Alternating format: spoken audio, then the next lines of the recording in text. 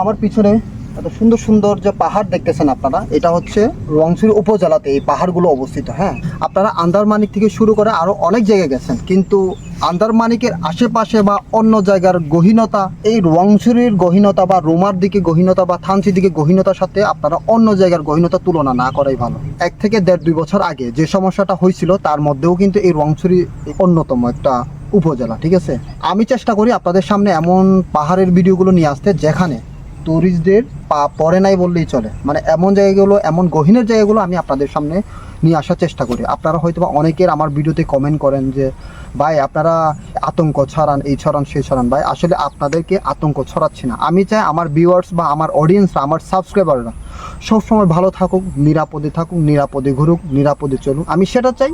আর অবশ্যই আপনারা গহীনে বান্দরবানে এই যে রোমা, থানচি, রোয়াংছড়ি, তো এইসব 3-4-5টা উপজেলাতে আপনারা যাওয়ার আগে অবশ্যই নিশ্চিত করবেন যে গাইড আপনাদেরকে সঠিক নিরাপত্তা দিতে পারবে কিনা। ঠিক আছে, তাহলে আজকের মতো এখানেই শেষ করতেছি। ওকে, থ্যাংক ইউ।